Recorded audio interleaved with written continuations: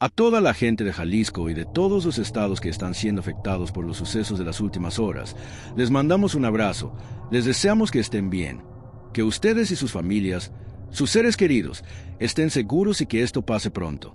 Yo sé que tal vez historias, espacios como este es lo que menos importa ahorita, pero si deciden escucharnos, si pueden escucharnos, que esto sirva como un escape, al menos por un ratito. Los quiero mucho.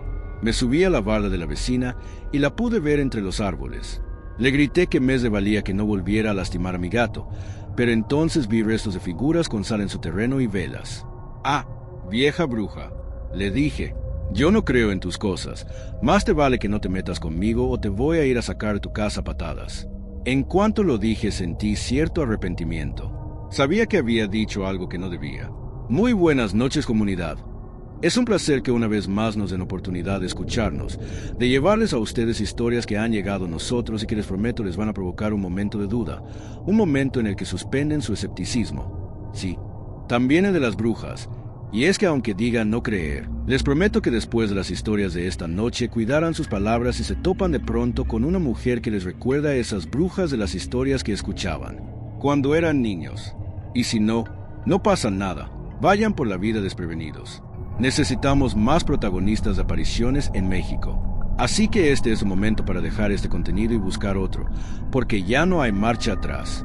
Comenzamos en 5, 4, 3, 2... Hola Uriel, hace apenas unas semanas descubrí tu canal, y la verdad, no pensé que terminaría escribiendo algo aquí.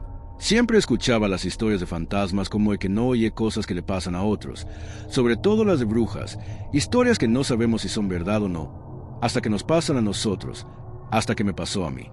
Yo no sé si lo que voy a contar tenga explicación. Yo hasta hace poco me reía cuando alguien hablaba de brujería. Nunca he creído en eso, pero hay cosas que uno dice con demasiada seguridad y después hasta quisiera no haber dicho. Vivo solo en una casita pequeña. La parte trasera colinda con la casa de una señora mayor. Nunca había hablado con ella realmente. Solo la escuchaba de vez en cuando salía a tender la ropa o a barrer su patio. La barda no me deja ver su casa, pero pasar por la calle de atrás, por alguna razón mucho más solitaria y oscura que la mía, me di cuenta de que su casa es vieja, de madera oscura, como si nunca la hubieran pintado de nuevo, con marcas como de humedad. La señora nunca hablaba, pero a veces podía escucharla. No eran palabras lo que salía de su boca, no era nada claro, solo sonidos, como si no pudiera hablar, como si tuviera un impedimento del habla. Desde mi patio solo alcanzo a ver las copas de unos árboles que tiene. Entre nuestras casas hay una barda alta. Es tan alta que si uno no se sube no puede ver del otro lado, y sobre esa barda empecé a ver a un gato negro. El gato no era mío, y por lo que veía tampoco de ella. Apareció un día y empezó a rondar por el techo y la barda. Era de esos gatos que parecen flacos pero ágiles, con los ojos grandes y muy atentos. Yo le empecé a dejar comida en el patio aunque nunca había tenido un gato. Poco a poco fue tomando confianza. Poco a poco se fue quedando más tiempo. No entraba a la casa pero a veces se acercaba a mi puerta. La señora de atrás lo odiaba. No sé por qué. Cada vez que el gato se paraba en la barda ella salía y le aventaba piedras. Le hacía ruidos feos. Yo alcanzaba a escucharla como gruñirle de forma horrible, refunfuñar con esos quejidos que hacía sin poder hablar, pero como con intención, como si el animal pudiera entenderla. A veces golpeaba la barda con algo para espantarlo. Y un día, después de uno de esos quejidos de la señora, vi al gato cojeando. Estaba parado sobre la barda, pero no caminaba bien. Cuando se bajó a mi patio, noté que tenía una herida en una de las patas traseras. No era profunda, pero estaba muy inflamada y en ese momento me dio mucho coraje. Pensé que por fin le había atinado con una piedra. Así que sin pensarlo llevé un bote hacia la barda. Me subí y me asomé para reclamarle a la vieja. Recuerdo que le grité que dejara en paz al gato, que le había hecho. Ella estaba en su patio. Vi su silueta entre los árboles. Andaba como barriendo algo. Pero no me contestó. Solo empezó a emitir sus sonidos raros, sus quejidos, y no sé por qué eso me dio más rabia. Me bajé de la barda y de repente sentí que algo me cayó encima. Agua sucia, lodo, no sé qué era pero me mojó la ropa. Me quité de ahí y me limpié pero estaba furiosa. Así que me volví a subir para asomarme mejor y decirle que si volvía a tocar al gato yo misma iba a ir a tocarle la puerta. Y ahí fue cuando la vi bien. No su cara pero sí su espalda esconderse detrás de un árbol. Vestía completamente de negro. Su ropa parecía larga, como un vestido de luna, grueso. Luego caminó despacio hacia su casa de madera. Antes de que entrara alcancé a ver algo en su patio, algo de lo que no me había percatado. Había algo extraño ahí en el suelo. No sé cómo explicarlo sin que sea un exagerado. Eran restos de algo que parecía sal, esparcida en formas que parecían haber sido dibujos, símbolos. Había polvos blancos y otros más oscuros. Había cenizas. Parecía como si alguien hubiera trazado algo y luego lo hubiera borrado a medias. También había velas consumidas, no muchas, pero sí las vi. Yo estaba tan enojada que no me importó. Le grité: «¡A vieja bruja!». Le dije que yo no creía en esas tonterías, que no le tenía miedo, que si volvía a lastimar al gato, yo misma iba a ir a patearle la puerta, a sacarle de las greñas por andar creyendo en tonterías. Cuando dije eso último noté algo dentro de su casa. No salió, no dijo nada, pero desde la ventana pude ver que algo se asomaba. Solo una silueta, no distinguí nada, solo una forma oscura detrás del vidrio. Bajé de la barda con el corazón acelerado pero todavía enojada. Metí al gato a la casa esa noche, lo limpié, le desinfecté la herida y decidí que ya no iba a dejarlo salir al patio. Y ahí fue cuando empezó lo que realmente no sé explicar. Las primeras noches me costó a dormir. Sentía que no debía haber dicho lo que dije, ya me había arrepentido. No porque creyera en brujas, sino porque la señora no estaba bien. Había algo en sus sonidos, en la forma en que se movía. Una madrugada escuché algo que parecían pasos en el techo. No eran como los del gato. Eran mucho más pesados, lentos, como si alguien caminara de un extremo al otro. Me quedé en la cama nada más escuchando. El gatito que ya dormía a mis pies levantó la cabeza y empezó a mirar hacia arriba. No maulló ni hizo ningún sonido, solo miraba fijo. Y eso pasó un par de veces más, pero con los días todo se fue calmando. Dejé de escuchar pasos, el gato ya estaba mejor. Empecé a sentir que quizás solo había sido mi imaginación, hasta que mi papá vino a visitarme. Mi papá tiene un taller de artesanías, trabaja en la madera desde hace más de 20 años. Hace marcos, figuras talladas, incluso pequeñas cajas decorativas. Es de esos hombres que siempre tiene las manos marcadas por el trabajo.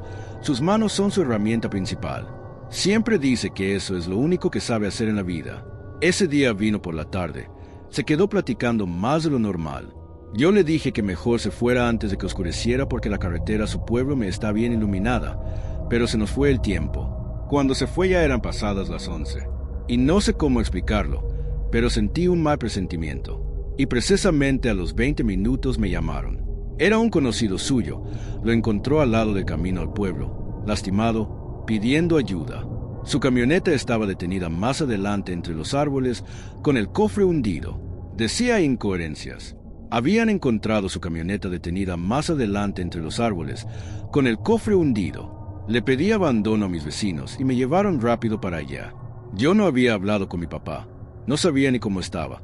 No se imaginan cómo iba de nerviosa. Pero en el hospital, al menos lo vi bien. No tan golpeado, aunque sí decía cosas raras. Me dijo que algo se le había aventado en la carretera, que iba manejando cuando de repente, de la oscuridad, algo voló directo hacia el cofre. Dijo que parecía un pájaro enorme, como un sopilote pero bien grande, que no tuvo tiempo de esquivarlo. Le pegó en el cofre, perdió el control y se salió de camino. Tuvo varias fracturas en el brazo derecho, casi se hace pedazos la mano. Los doctores temen que vaya a perder movilidad. Dicen que quizás recupere algo con terapia, pero no lo aseguran y no saben cuándo. Mi papá me pidió que fuera a buscar su teléfono. Se le había quedado adentro de la camioneta en algún lugar en el accidente. Ya no había nadie más ahí, así que en la mañana me tocó ir sola. La camioneta seguía a un lado de la carretera. El cofre estaba hundido hacia adentro. Yo esperaba ver plumas o sangre o incluso el animal, algo que me confirmara que había sido un ave. Pero no había nada. Me acerqué más y me di cuenta de lo que tenían eran marcas de garras.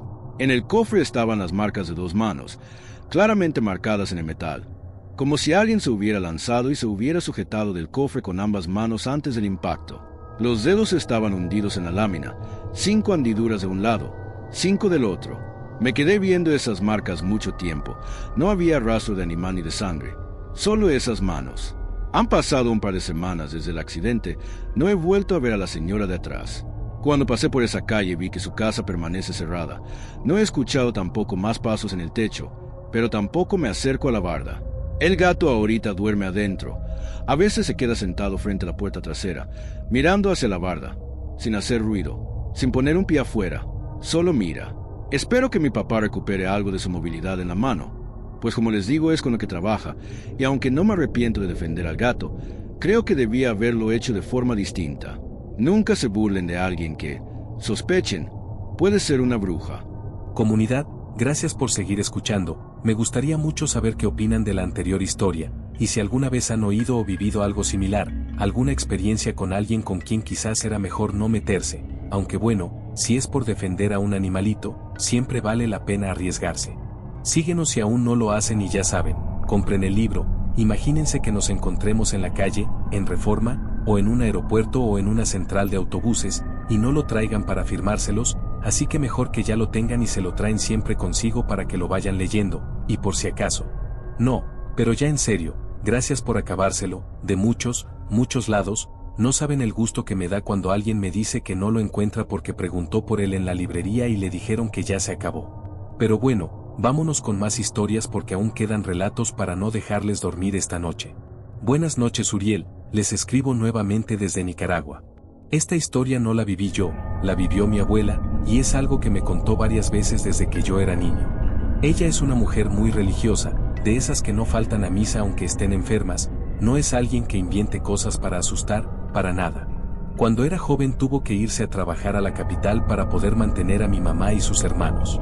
En ese tiempo el transporte era escaso, solo había un pequeño camión que hacía el viaje desde el norte hasta la ciudad. El trayecto era largo y siempre llegaba ya muy de noche. Ella me contó que esa vez el autobús llegó como a las 11. Había luna llena y el cielo estaba despejado. La terminal quedaba a más o menos 1 kilómetro de su casa, así que tuvo que caminar. Su casa era humilde, de lámina, madera y cartones. Las calles de la zona eran angostas y de tierra. A esa hora no había ya nadie afuera, solo se escuchaban perros a lo lejos. Ella caminaba deprisa, precavida, no por algo sobrenatural, sino por miedo a que la asaltaran. Llevaba sus cosas en un pequeño saquito y no quería perder nada. Fue entonces cuando escuchó el primer sonido. Un quejido. No venía de una casa en específico, era como si el viento lo trajera. Un lamento bajo, largo. Después escuchó algo más. Un ruido como si alguien rascara con las uñas las láminas de las casas. Se inquietó pero no volteó. Me decía que cuando uno siente algo así, sabe que no debe voltear, que hay algo que no debe ver. Siguió caminando más rápido, rezando en voz baja. Y entonces escuchó pasos, lentos pero largos. No sonaban como pasos normales, sonaban como si algo golpeara a ambos lados de la calle al avanzar, como si rozara las cercas de madera y los carros mal estacionados. Ella apretó el medallón que llevaba en el cuello y siguió caminando. Me decía que sentía como sus pies se volvían pesados, como si le gustara más avanzar mientras aquello se acercaba, como si estuviera en un sueño donde no puede correr. Faltaban solo unos metros para llegar a su portón y entonces por instinto volteó. Dice que estaba a pocos metros de ella. Un ser alto, muy alto, delgado. Pero lo que más me impresionó fueron los brazos. Eran largos, demasiado largos, extendidos hacia los lados, tocando las cercas de las casas a ambos lados de la calle, como si cubriera todo el ancho.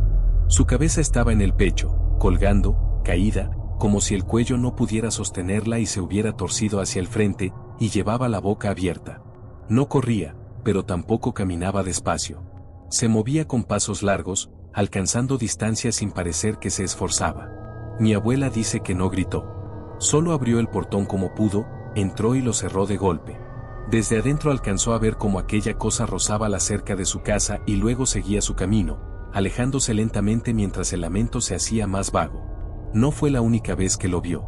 En otra ocasión mi mamá y mi tía regresaban corriendo a casa al anochecer.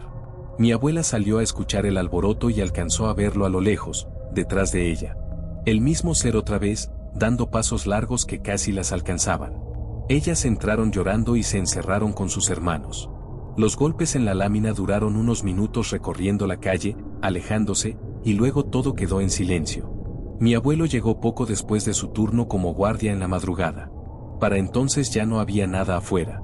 Mi abuela nunca volvió a caminar sola tan tarde, y hasta el día de hoy cuando paso por esas calles silenciosas de noche, aunque gracias a Dios casi no tengo que hacerlo, me acuerdo de lo que me contó, de sus historias, y aunque nunca he escuchado ese quejido y yo nunca he visto nada, cuando hay algo que no reconozco, un sonido raro, yo procuro no voltear.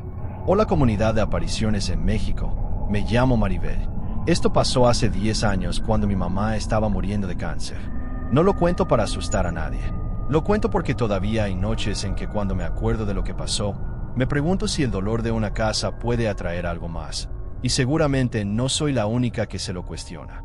Yo tenía 20 años. Dejé la universidad para cuidar a mi mamá. Su enfermedad avanzó muy rápido. Llegó un punto en que ya no podía caminar sola, ni hablar con claridad, ni levantarse sin ayuda. Mi hermana y yo nos turnábamos para bañarla, cambiarla, darle sus medicamentos, dormíamos con ella. Así que la casa cambió por completo con la enfermedad. No sé explicarlo de otra manera. Iba más allá de nuestras rutinas. Se volvió más silenciosa, más pesada, como si todo estuviera en pausa. El padre de la iglesia iba seguido a visitarla. Oraban en su habitación. A veces duraban mucho tiempo, y nosotros pensábamos que eso la tranquilizaba, que le hacía bien, que le daba paz. Pero un día el padre mandó a otra persona en su lugar. Dijo que era alguien de confianza. Recuerdo que desde que ese hombre entró al cuarto, mi mamá se puso tensa. No dijo nada en ese momento, pero después, cuando él se fue, se puso a llorar. Nos pidió que no lo dejáramos volver a entrar a la casa. Dijo que mientras él rezaba, había alguien más en el cuarto, alguien que llegó con él.